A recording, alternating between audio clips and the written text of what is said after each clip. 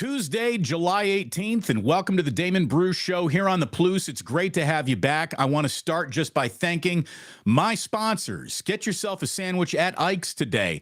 Make sure the next time you're picking up a cheeseburger, you get to Uncle Boy's in the Inner Richmond. You'll be happy that you did. And if you're thinking about a little whiskey cocktail a little bit later on this evening, make sure it's blackened whiskey. We will circle back to all of those sponsors at some point today to thank them once again.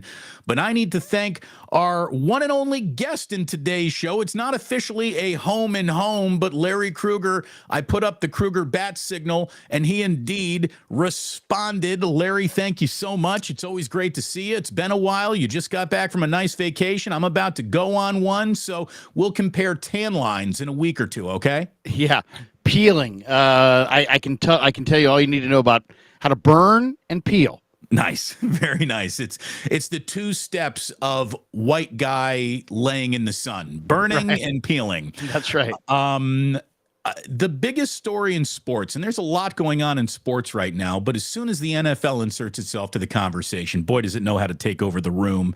And I think that the biggest story that seems like everyone is talking about, Larry, is why the running back position in the NFL has been rendered so replaceable or too replaceable to bother paying handsomely. And this all was drawn out in conclusive fashion yesterday when Josh Jacobs, Saquon Barkley, and Tony Pollard failed to reach long-term deals with the Raiders, Giants, and Cowboys, respectively. Christian McCaffrey came right on out, one of the best paid running backs in football, saying this is criminal. These are three of the best players in the entire league, regardless of position. So what I wanted to bring you in today for is to kind of like deconstruct where we are, how we got here, and what the path out of this situation, if there is a path out of this situation for running backs, actually looks like. And let me start with the simplest of questions. In any economic model, you start with the supply and demand. Larry, is that where really this entire conversation begins and ends? Supply and demand at the running back position. You've got a huge bucket of talent to scoop from, and the most elite level of running back talent isn't that much different than the upper middle class of running back talent. How did we get here? Well, I think we got here because, the running back position has been devalued in the eyes of the general managers around the NFL. If you think about it, I mean, the only position group with a franchise tender value lower than running backs is kickers and punters. So I think really what it's about NFL teams don't want to be on the hook for running backs on that second deal or any kind of big money guaranteed or any kind of big commitment through a bonus to a running back because their shelf life is short. And there are a lot of running backs around the game, but they've been devalued more for the financial side of things than anything else. Teams are less willing to commit major money to aging running backs when they can replace them through the draft every year. We haven't seen a running back, Damon, signed to a multi-year deal worth $10 million or more since Nick Chubb signed with the Browns in 2021. So, and it's not like these players aren't good. The Raiders running back Jacobs is a tremendous player. Josh Jacobs is one of the best running backs in the game. He led the NFL with 1,600 plus rushing yards and over 2,000 yards from scrimmage last year. Saquon Barkley was fantastic. Ran for over 1,300 yards. Finished third in the NFL Comeback Player of the Year voting. Pollard was a Pro Bowler.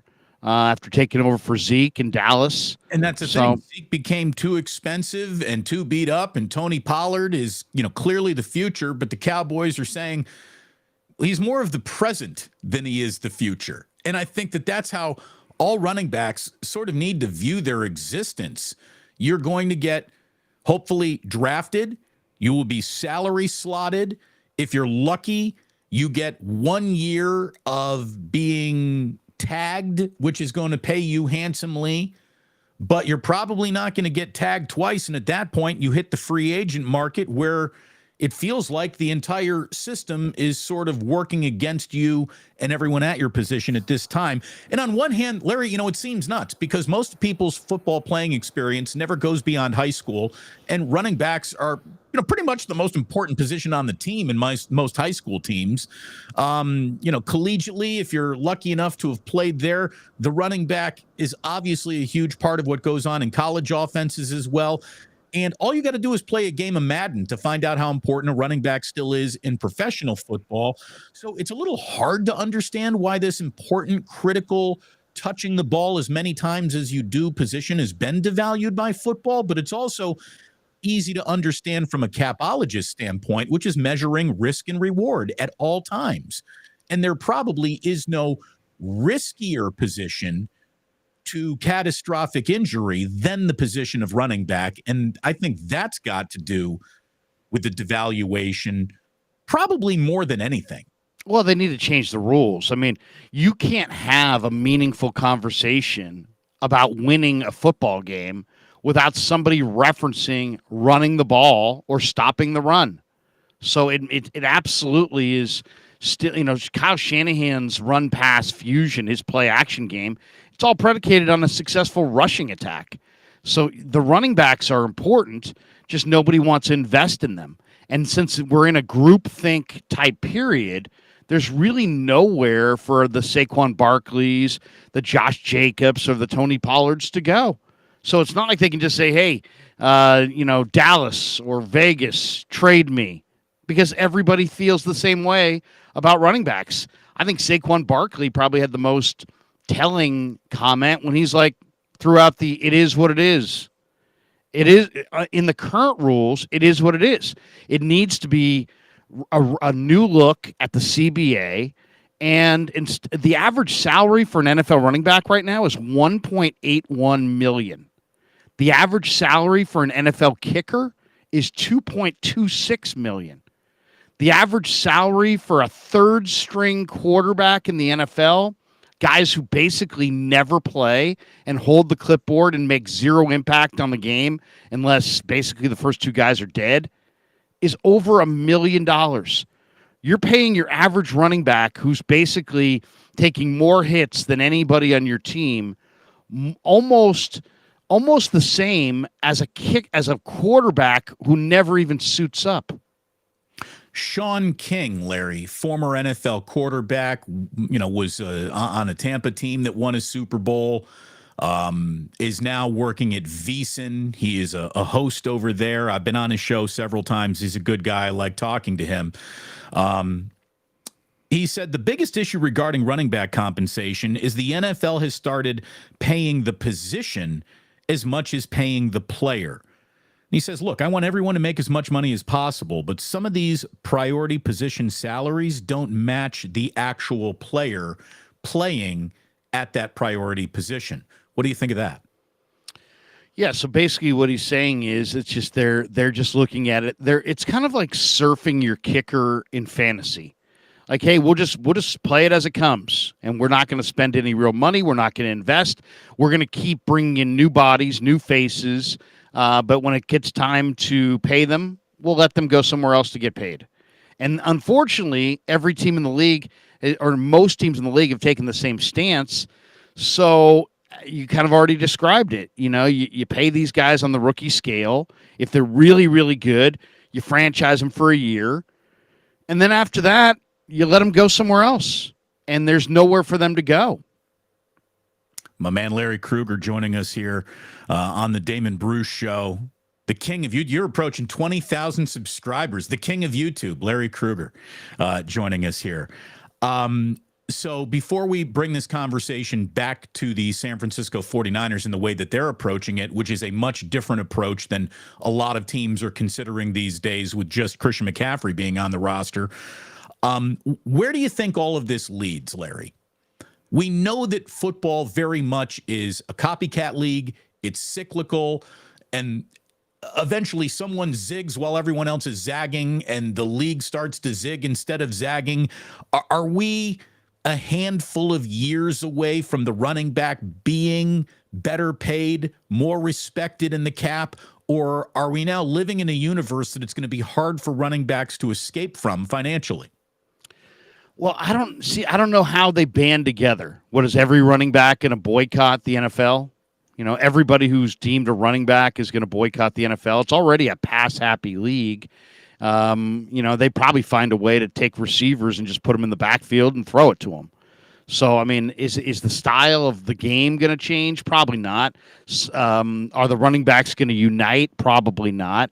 It's going to take some foresight on the people who are sitting at the bargaining table negotiating to basically say, hey, guys, look, you guys all need running backs. The game's predicated on running. And right now, the cap is, the franchise tag doesn't work. It's not working for the running back position. We need to either change the rules, increase the amount. They're going to have to do something in their internal mechanism and how the players and teams interact around the franchise tag and put greater value on the running back position, without like the macro view of the league and not put it on every team. I think that's the only thing I see as possible, because I don't see the running backs getting together and actually boycotting. I don't see that happening. And I don't see teams just voluntarily paying players who wind up injured. We just saw the Falcons use a first-round pick on Bijan Robinson, but for the most part, first-round picks on running backs are deemed stupid. And when the Falcons took Bijan in the first round, I came out and said it on my show, which was, you know what? Unless I was absolutely right in the middle of my Super Bowl window and I had a full roster, complete roster, except for the running back, there's no way I would ever draft a running back in the first round. If I was in that situation, I might. Other than that, I would not. So it's the cherry on top of the sundae. That's it. It's never the ice cream, the whipped cream, the hot fudge. It's just the cherry on top of the sundae, the way that a lot of, I think, teams are looking at it, the way you just described it, Larry, which brings us to the 49ers and the interesting choice that they made. And let's face it, they were able to make this choice due to the, one man's problem is another man's opportunity, right? Christian McCaffrey is not a 49er if the ever-present problem of who is the quarterback for the 49ers had been worked out and they're paying a top-flight quarterback top-flight money, or even into mid-flight quarterback money. It's because they are at the first rung of the quarterback pay ladder that allowed them to add Christian McCaffrey. And you wouldn't have to tell a 49er fan how much Christian McCaffrey meant to this team. It was like two different football teams, two different offenses when Christian McCaffrey joined the team. He was the skeleton key that unlocked it all. Christian McCaffrey is one of those last big-time paid running backs out there, a 4-year, $64 million contract, which the Carolina Panthers obviously were more than happy to trade to the 49ers for all the draft compensation that they got. With teams hesitant to pay running backs, why did Kyle Shanahan, not just the coach, but the general manager, Larry, say, I'm willing to take that risk? Does it have to do with the fact that Christian McCaffrey is as much of a hybrid wide receiver running back as you're going to find in football, which allows him to carry a larger cap hit because he's more versatile? Well, I mean, the Niners coveted this player, and they're probably kicking themselves that they took Solomon Thomas at the top of the draft instead of Christian McCaffrey a few years ago. And I just think that they felt like he was the right player at the right time. They're inside their Super Bowl window. You mentioned, they're paying Brock Purdy $840,000. And then the McCaffrey addition proved to be genius because the Niners were averaging about 20 a game, points that is, without McCaffrey. After McCaffrey came over, they averaged 29 points a game. So, he made a profound impact. And I think he's also the right guy at the right time as far as he can be utilized in a lot of different ways. And he is, in a lot of ways, in their mind, the final piece to the puzzle. I think also Javon Hargrave would not be here if the 49ers were paying a quarterback $20 million or $30 million or $40 million. Instead, The most expensive their room can get at quarterback is if they go with Lance and Darnold as 2 and 3 or 3 and 2. Then those two guys combined will make $14 million on the cap this year. So you for your entire quarterback room, you've got less than a $15 million cap hit. To put that in perspective, there are quarterbacks making 45. So, the 49ers are taking that $30 million and they're saying, we'll give some of that to McCaffrey. We'll give some of that to Javon Hargrave.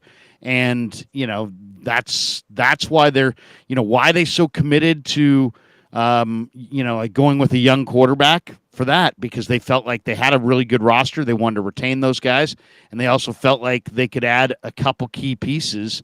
Now the question is, can they get it done? Can they win a Super Bowl inside their window before their quarterback becomes prohibitively expensive like quarterbacks do after their rookie contracts expire? As you and I have discussed, Larry, the window is 2 years.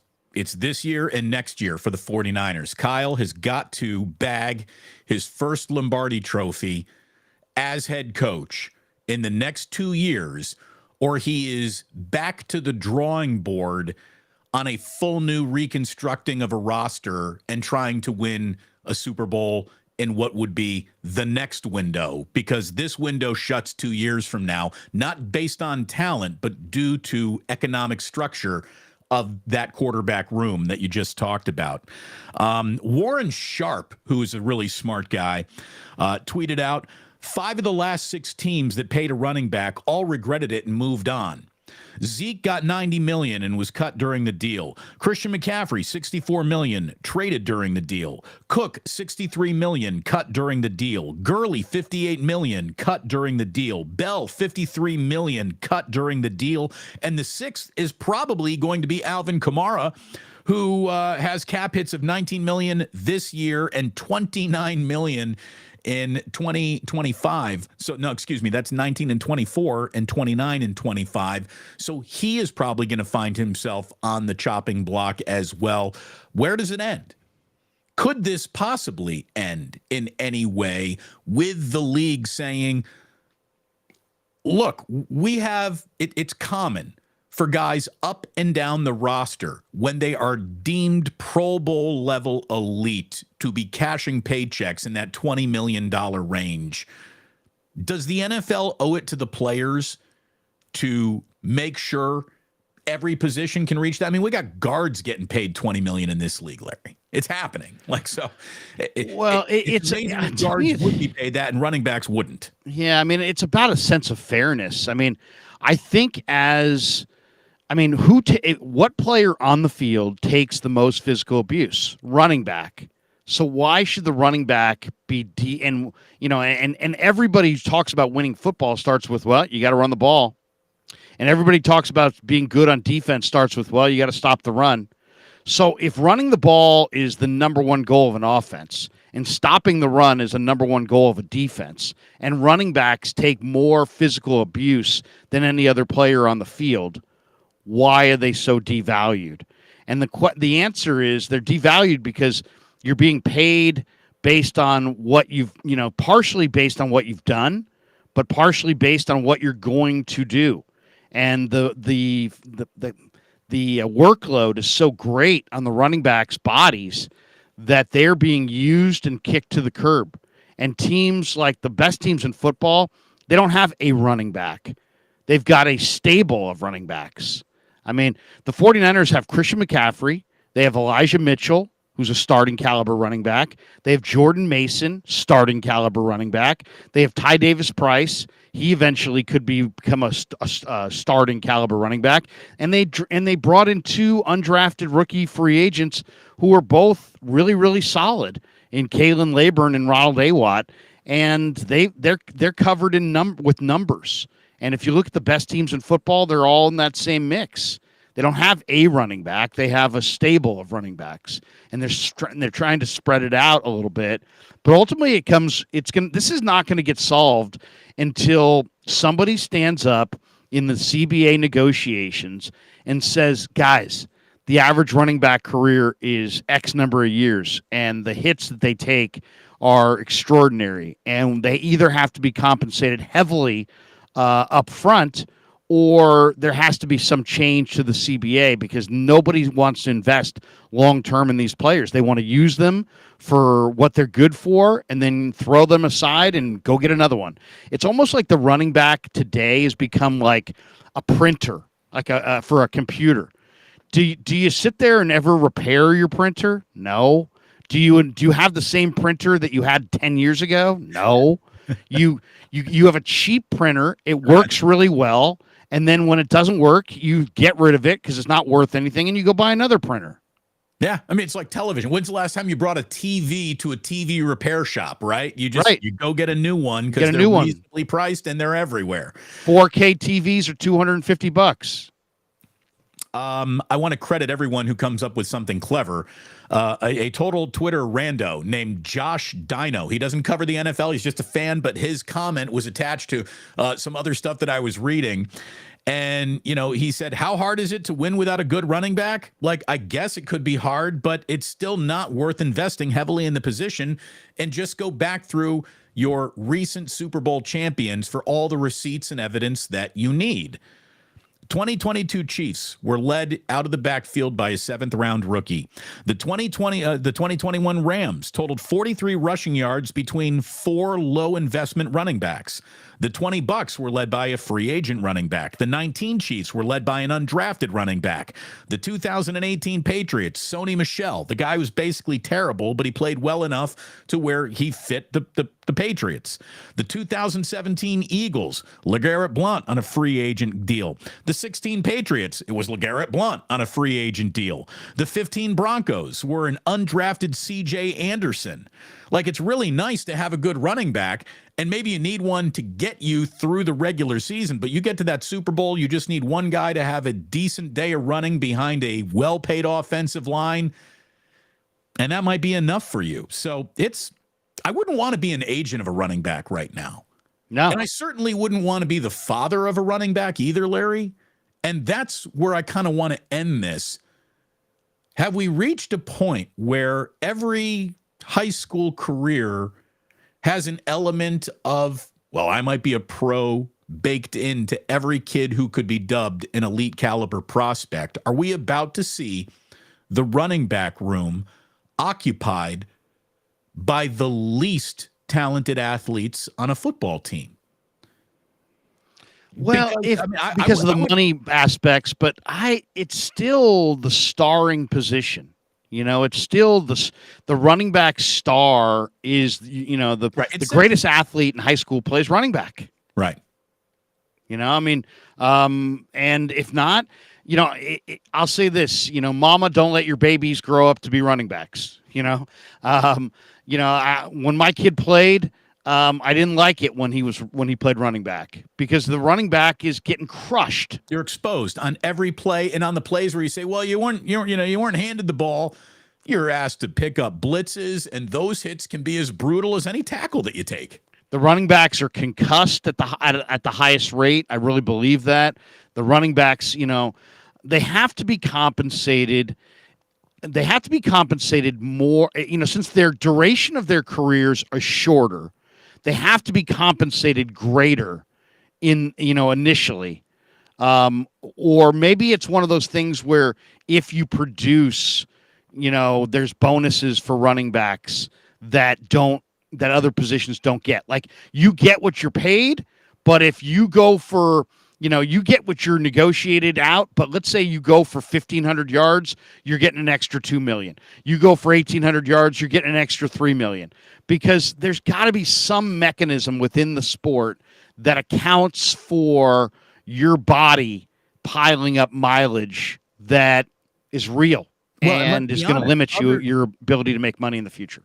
Other positions have made that argument conclusively. Like the reason why, edge rushers are being paid through the nose. Well, not only is it their job to get the quarterback, but they take an ungodly amount of physical abuse, and that has been baked into their salaries where it's not been baked into a running back salaries. And we'll end with this. Steve Weish, who does a great job for NFL Network, said, You know, what's whack about running backs not getting paid? The physical abuse that they take as pass protectors is actually used against them come contract time.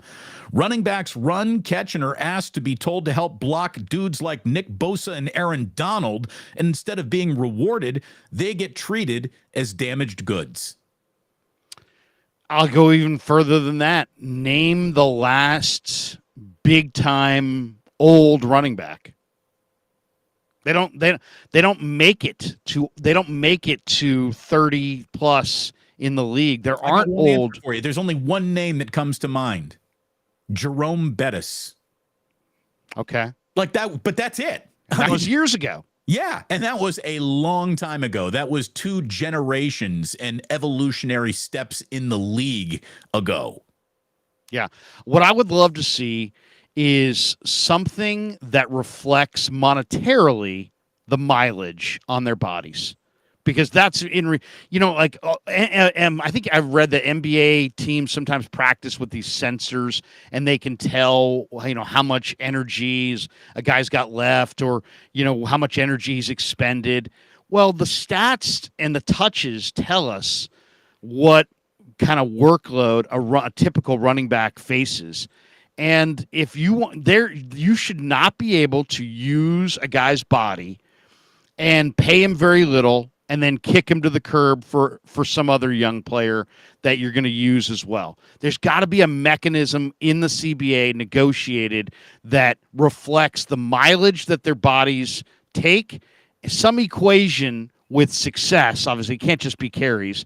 It has to be success, yards per carry, whatever, touches. But there has to be something where if you are a 7th-round pick, Isaiah Pacheco, and you become the Chiefs' starting running back, and they ride you all the way to the Super Bowl, that you get an additional salary based on your usage. If your usage, goes beyond a certain point, there has to be something that pays running backs in the present instead of just having them paid like based on the past and a projection into the future. Right. When your salary is tied to, well, you'll make an awful lot of money in your next contract, but your position is designed to almost prevent you from making that next contract. There's something that's got to give in there for there to be harmony in the union, in locker rooms, players amongst themselves. Something here, it feels like there's a little bit of a boiling point going on that is bigger than just, these are fans talking about cap numbers that they really don't understand. This feels a little bit more like football psychology is rearing its head into this conversation. And I don't think anyone on any network, on any channel, on any station is going to have a more comprehensive discussion about it than what you and I just had. Larry, one last thought on that. Deebo Samuel, Damon, I think is a great example. He's a receiver who got used as a running back, and I'm pretty sure that when he talked to the 49ers about the new deal, his agent expressed that they didn't want to see Deebo used too much between the tackles as a pure running back because it devalues his money-making ability as a player, whether he's a receiver or a running back. And we don't have any concrete sources on that, but the Niners have used him less between the tackles than they had prior to his extension. Indeed. That's a great point. Larry, you're the man. Thank you so much for joining me here today on the Plus. It's always good to have you on. I know we need to tap into more home and homes. Yeah, I'm about to go on vacation. You just got back. And when we come back and really start gathering ourselves to get ready for football season in the month of August, we will have it all hammered out and get everyone on the schedule. And we'll be serving it up better than anyone else. Thank you, my friend. Always a pleasure. Anytime, man. Good to see you. There he is. Lawrence Kruger. Here on the Damon Bruce Show. A guy's outstanding at what he does. Albert Breer brought up something that I thought was very interesting. Just looking at the guys making $20 million a year in football right now, there are 56 players being compensated better than $20 million a year right now. 17 of them are are quarterbacks. 13 of them are wide receivers. 9 interior defensive linemen. 7 edge guys, and Nick Bosa is about to be the 8th.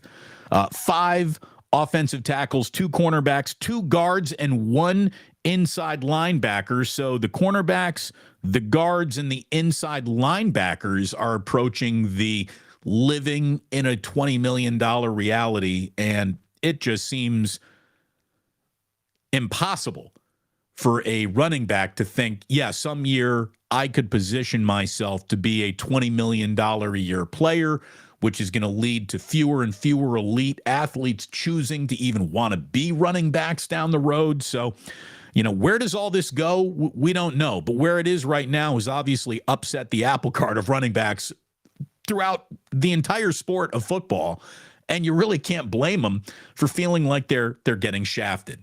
I'm so excited for football to come on back. I really am. I'm getting ready for it. I know you are too. I got a couple of other things that I got to share with you here today. The 49ers defense, by the way, is getting 6-1 odds to be the stingiest defense in all football this season in Las Vegas. Least points scored against in the regular season. The 49ers defense is on the top of the list in Las Vegas, getting 6-1 odds, saying that defense is going to give up the least amount of points, followed by the Baltimore Ravens, who are at 9-1, and then 4 teams going off at 12-1, the Bills, the Jets, the Eagles, and the Steelers. Can't help but notice that it is it's 49ers and Eagles, and we think that those are going to be the 2 best teams in the NFC, are the only 2 NFC teams in there, with the Ravens, Bills, Jets, and Steelers all in the mix as well. So defense still matters. It's why those guys get paid. It's why Nick Bosa is going to get paid handsomely coming up shortly. Probably by the time I'm back from vacation, or if not on vacation. So that's where you're going to see Nick Bosa really, really cash in. If you're a 49er fan, I got a great story for you today about Jerry Rice that I read. And maybe you saw this, maybe you didn't. I got to share it. The story was by Jackson Thompson, who writes for The Insider. And he said, legendary 49ers wide receiver Jerry Rice says, and we all know Jerry, the choice between Jerry to print the truth or go with the legend. Jerry's going to go with the legend. He's smart. He knows what he's doing. But there is probably a small element of truth to this, where I'm sure there were sleepless nights. I don't know if they were full. I'm staying awake on purpose. But anyways, Jerry Rice said that he never slept the night before a Super Bowl. And he never ate anything the day of the game. His goal, he said, was to get as low as weight as possible. Ideally, he wanted to be 189 on game day, to be lighter and feel lighter on the field. And he stayed awake with a late night into the wee hours workout, and then would just spend all those single digit morning hours, those 1, 2, 3, 4, 5, 6 o'clock, 7 a.m. hours, just going over reps, simulating plays, and envisioning it before it all happened. Now, believe whatever percentage of that you want. I'm guessing Jerry might have shut his eyes for an hour or so. Eventually just the human nature of trying to stay awake all night kicks in, and you doze off a little bit. So I'm sure he dozed off a little bit. But boy, he never dozed off in a Super Bowl. Whatever Jerry Rice did to get ready to play in a Super Bowl, holy mackerel. I mean, it really worked. It really worked. His Super Bowl results with the 49ers: 3 games, 527 yards, 7 touchdowns, 3 rings, and 1 MVP. In the Super Bowl that he lost with the Raiders to Gruden's Tampa Bay Buccaneers, he had 5 catches, 77 yards, and a touchdown in that game as well. I mean, he really is among the bigger, not just freaks of nature, but freaks of discipline, self-discipline, that the game has ever seen. And maybe my favorite stat that I saw put up about Jerry Rice, just to explain how good he was late in his career. You talk about who is the last guy to be maybe as good in his final year as he might have been during his peak years. And I know it didn't exactly work out that with the Seahawks and Jerry, but here's what's incredible. When Calvin Johnson, one of the best wide receivers of our lifetimes, when Calvin Johnson retired at the age of 30, he had 731 receptions, 11,000 yards and change, and 83 touchdowns. That's when he retired at the age of 30. Jerry Rice's stats after the age of 30, 939 receptions, 12,000 yards, 94 touchdowns. In other words, Jerry Rice was better later in the last half of his career than Calvin Johnson was in the entirety of his Hall of Fame career. That's who Jerry was. The argument that he is the greatest pound-for-pound football player is still an easy one to make. It truly is. Little wrapping up with some Tuesday baseball, because there's some interesting things happening in Cincinnati, namely the rain blowing in last night and blowing that game into this afternoon. Giants are going to resume a suspended game at 2:40 p.m. Pacific time with the Cincinnati Reds. Bottom of the eighth inning, that game is tied at 2. Slater and Flores had driven in the Giants 2 runs with solo shots in that game. And what's disappointing about the rain coming in and suspending that game is Logan Webb was out there just cruising again. We had just seen him complete a complete game shutout in his last start before the All-Star break. He was working on 7 innings, 4 hits, 7 strikeouts, and no walks. He probably would have been going into that 8th inning, and who knows, the 9th you could give up a solo shot and lose in a bandbox ballpark. That's probably going to Camillo. But, I mean, Logan Webb was pitching great, and unfortunately, the rain came away and said, you're going to get no decision because you're obviously not going to be pitching when this game picks back up in the bottom of the 8th inning. On Tuesday, which is this afternoon, the game that is normally scheduled, game 2 of this series, will begin at 4:10 this afternoon. It's Anthony DeSclafani against Luke Weaver in Cincinnati. So not quite a doubleheader, but it's let's finish this one before we start this one. So a 2-game swing for the Giants will be put into the books when it's all said and done. So hopefully it's a good 24 hours for the Giants in Cincinnati. Later tonight, the Red Sox are going to try to run the A's losing streak to, 9 in a row now? The A's were shut out 7-0 by Boston last night.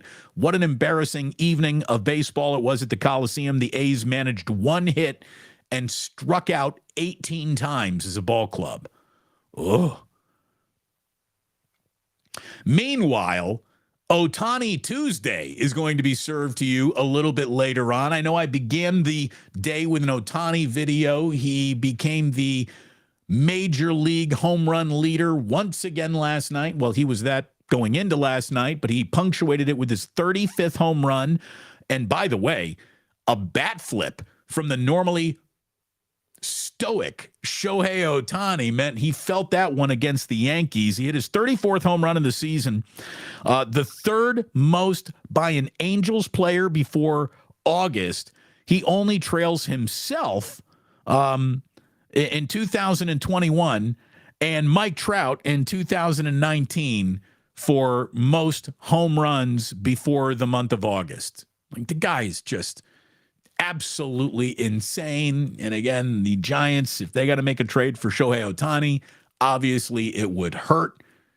I'm not worried about the pain as much as I would be worried about getting Ohtani in here to see what he could do to this team's prospects. You could win a World Series if you're the San Francisco Giants, the Shohei Ohtani on your team. Imagine adding to your team in one move a Cy Young candidate and the major league home run leader, like all in one fell swoop. It's pretty unbelievable. Pretty unbelievable.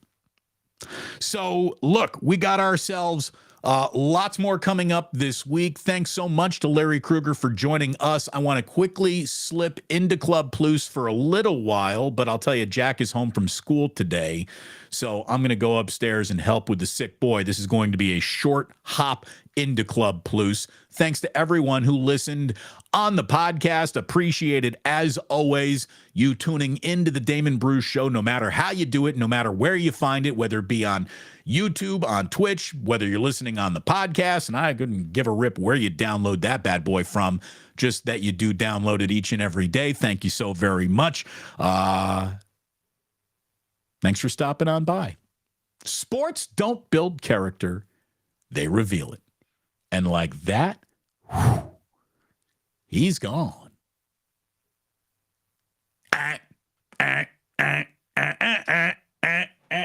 Where's my plug? Oh, no. Did the plug fall off? Where'd the plug go? Oh, there it is. I got it. Boom. Disco ball. Yeah. Let's go ahead and turn this off. A little sexier. Oh, yeah. The darker it gets, the better I look. And even that is measured on a sliding scale.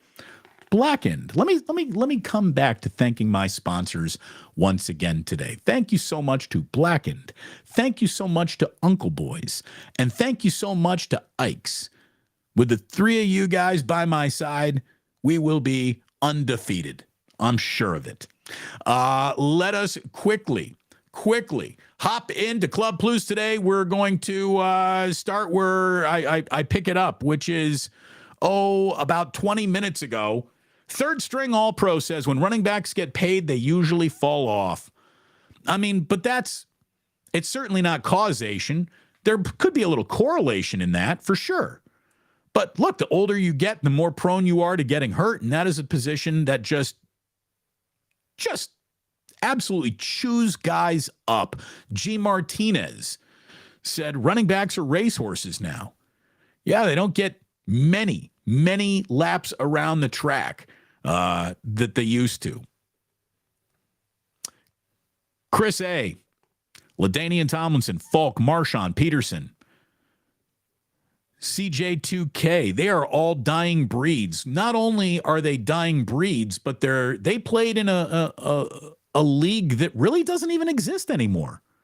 That is how pass happy this entire league has become. Yet at the same time, as Larry pointed out, the number one goal of the day is to establish the run and stop the run. So how much has it changed? Maybe not as much as some would like you to believe. Oy, oy, oy! Postman and Capitola, nothing better on YouTube than D. Bruce and Krueger together. Thank you very much. I would agree with that. I thought it was a fantastic conversation that we had with Larry. When I knew I was going to be getting into the topic of running backs today, I knew I wanted to get Larry on the show post haste. This is HR saying Krueger knows his shit. He does. There is no doubt about that. The two of us together, legit. Oh, how about this? While we were talking, apparently there has been a transaction. Luciano has been called up to AAA. MF. Ooh, sip of the day. That was a good one.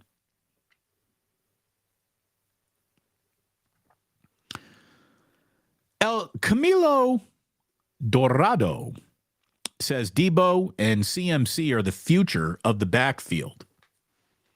Well, if you mean the future of getting paid out of the backfield, I think you're right about that. If you want to get paid as a wide receiver, you better also be able to make the argument you're a slot receiver. And Christian McCaffrey can make that argument. He could be an NFL receptions leader if he just solely concentrated on being a slot receiver. Never took a single snap as a running back or a pass catch out of the backfield. Watching what he did to the 49ers offense was just spectacular last year. He changed the way that the entire team plays. He changed the way the defense played because all of a sudden, here are the 49ers architecting these long drives getting themselves out of bad field position, giving the defense a blow, getting everyone fresh again to keep on playing. Like, God, he was so important last year.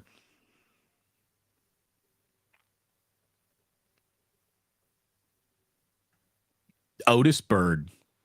Hey, Damon. Hey, everyone. Hey, Otis. Always good to see you.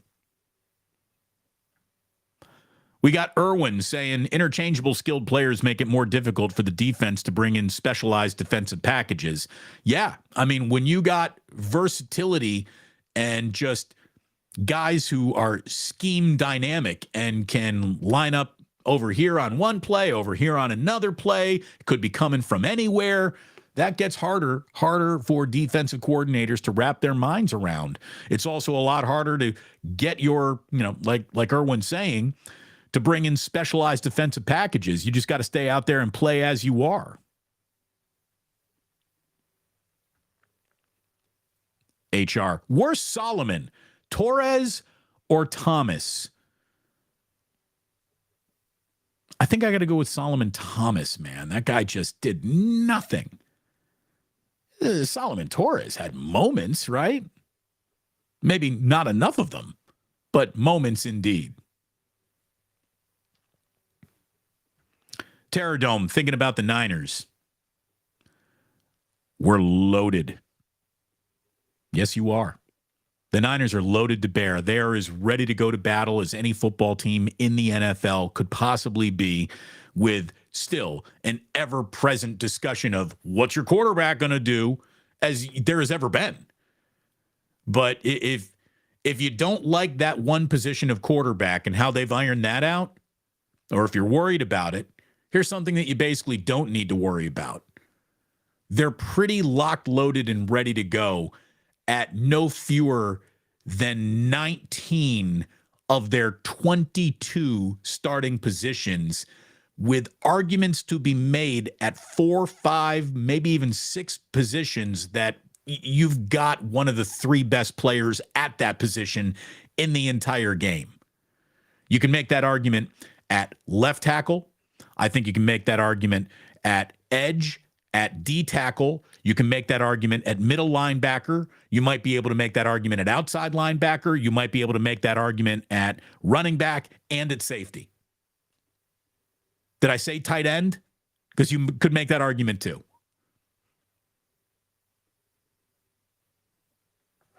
I'm excited about football.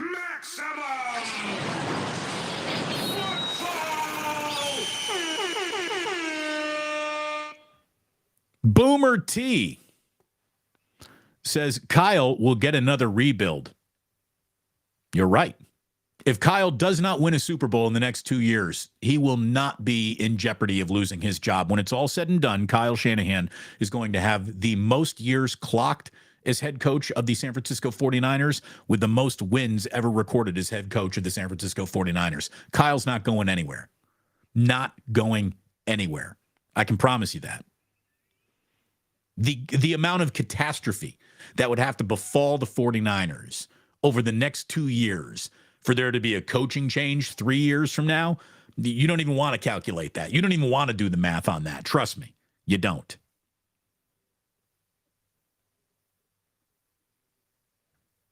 Otis is right. Niners got to win a title with this group, with this pay structure. Someone's noticing I got a new tumbler today. Yeah, this one's got a lot of stickers on it. We brought this to a fish show, and these are a bunch of fish stickers from Mexico. So there you go. There's today's tumbler.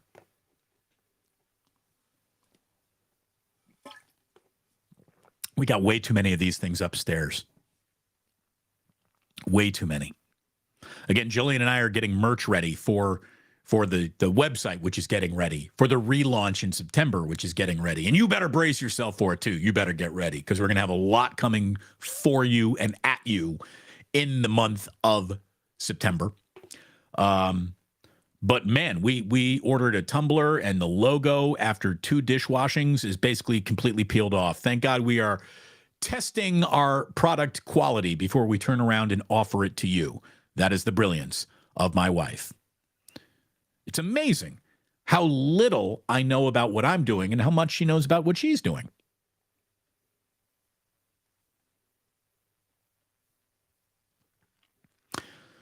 Ernie Chavez asks a question that is at the root of the entire running back conversation. If you get the same production, why pay one guy so much if he's going to get hurt? Again, production being the same is not guaranteed, but there are enough examples of, I mean, this isn't just modern football. These go back to black and white Notre Dame film. I mean, football has always, more than anything else, been a sport of blocking and tackling. Everything else just sells tickets. And if you have an offensive line that gets the blocks out there to prevent the tackling, if you're fast enough to meet league standards of speed, you can be a running back in this league. And I'm not trying to devalue the amount of extraordinary skill NFL running backs have, but the truth is there are more guys with that skill set of hold ball, run ball, don't fumble ball, than there probably are three other skill sets that are brought to the football field as common as those skill sets show up. And again, every single economic issue you're ever going to look at, whether it be a housing crisis, who's getting paid, what salaries, it's supply and demand. There are more running backs in the world of football that play at that guy could be a pro level than there are just about in any other position. And that has devalued the position of running back, for sure.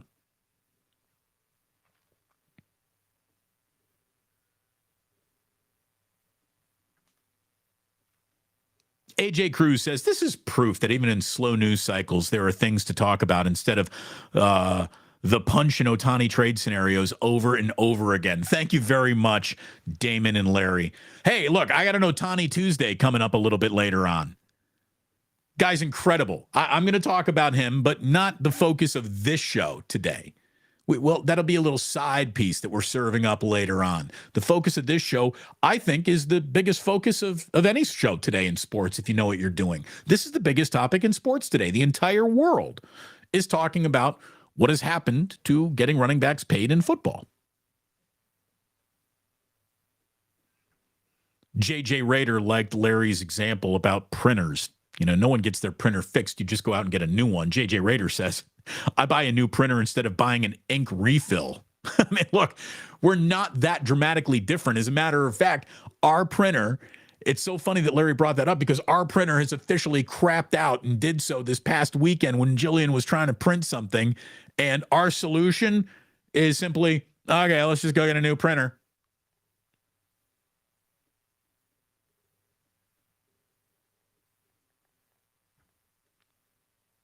HR, again, says running backs are like centers now.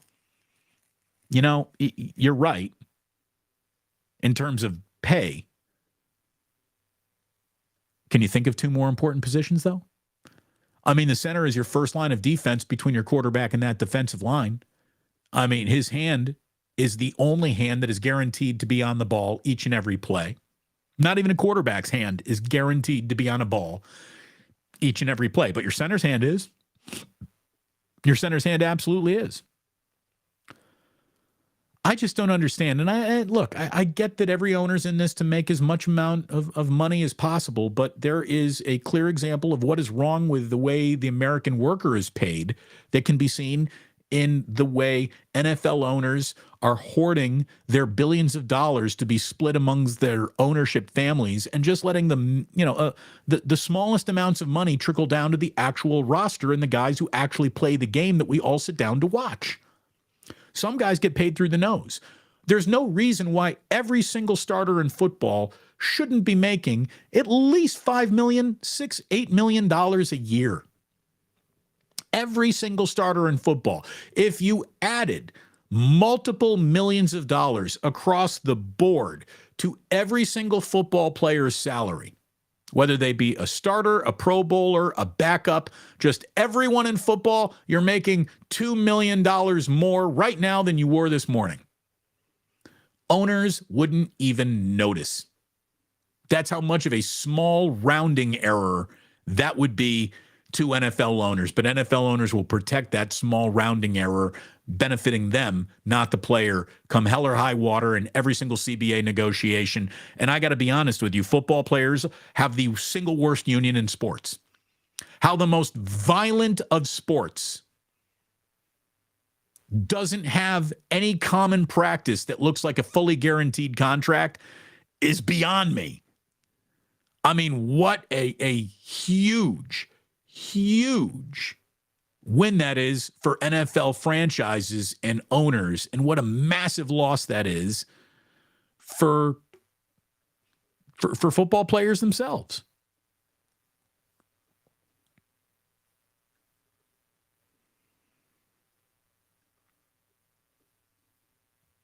RIP Cougar Rebel says, I ran into Jerry at the DMV. He did his paperwork in the area where the employees are, then was escorted out by a sheriff. Yeah, that's nice. I once got a VIP treatment at a DMV, and you know what? I need another one. I got an expired license that I got to go ahead and get taken care of. I just don't want to go to the DMV and do it. Don't tell anyone. Don't tell the fuzz.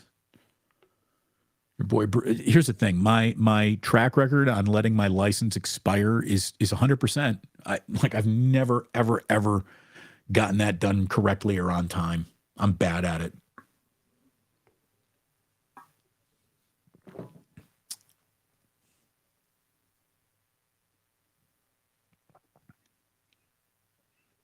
Damon, your Jerry Rice stats and numbers are just insane.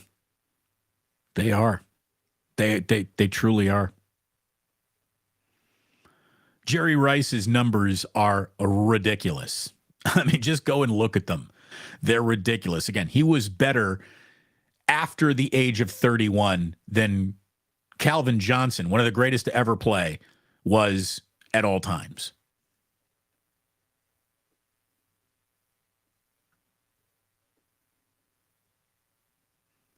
The plus is loose. Thank you, D. We try to keep it loose as much as we can. What do we got here? Damon, I get more Jeff Lynne from ELO vibes from you than Seth Rogen. Neither is famously known to be a handsome man. Thank you, Jerry. I appreciate that. Kathy, always showing love. Thank you very much, Kathy. Golden State Lakota says, Damon, do you dabble in fantasy football? Here's the thing, the fantasy football league that I dabbled in for years was always the radio station that I was on. I am a man without a league. Which means maybe we got to plus it up. Maybe we got to plus it up.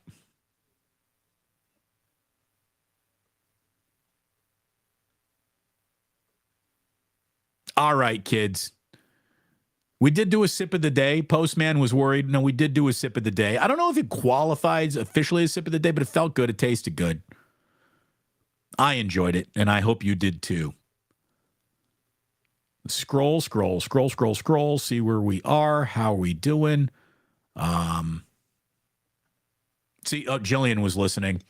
And Ganja Jar about to get rated for a new printer. Yeah, I mean, we got to have priorities. Papers, rolling papers or printable papers. We need both. Let's be honest. Ernie Chavez says P1 Plusers meetup. It's going to happen. I can't tell you where it is, but it's going to be in San Francisco, and it's going to be on August 5th. Circle Saturday, August 5th right now. That's going to be the first time you, me, hopefully all of us are going to be getting in a room together and hanging out and drinking some beers and having some fun and watching some baseball. Yeah, baby. Oh, you know what? I love it's like the Twitch of the day. I got most people watching on YouTube, a lot of people watching on Twitter, but on Twitch, it's like a single-digit number of people who assemble there. Roddy Richards being one of them. Roddy, hello. Wonderful to get to know you. NFLPA should be ashamed of themselves for allowing franchise tags to continue. Look, there is a part of an element of franchise tag that you can't argue with. You get paid, what, the top 5 average salaries at the position? but it just means and has been used as a reason why we can't give you a longer structured deal. It is no longer the wick that burns down to the dynamite that is your exploding contract. It's the wick that burns down to the exploding roster spot when you get cut from a team. And that is the way. And remember, that is the way that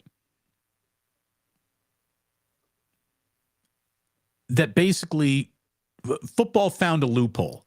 Like, I'm sure when the guys who put together the CBA that the players agreed to are always smarter than the group of players agreeing to it. And there's always loopholes and mechanisms that are baked into this thing that don't appear on the surface of the CBA to be a clear win for the owners and a loss for the players. But when you really look at it, 3, 4, 5 years down the road, that's the way it plays out. Not some of the time, but basically all of the time.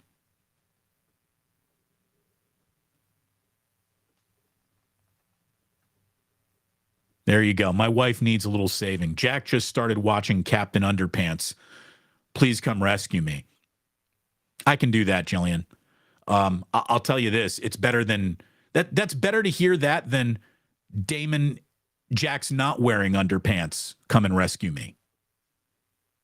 So we're going to go ahead and help out Mrs. Plus right now. Erwin, does Damon make his entrance as Captain Underpants?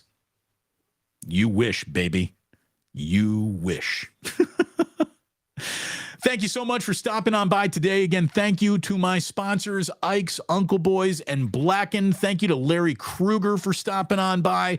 His contribution to today's show, invaluable indeed. I want to thank all of you for stopping on by for what was a deep, nuanced discussion about this issue at running back. I hope we learned, we laughed, we cried, and we all got a little bit smarter today. Probably a lofty goal that we didn't hit, but, we try. Thanks so much for stopping on by, and please do remember that you don't have to go home, but you can't stay here.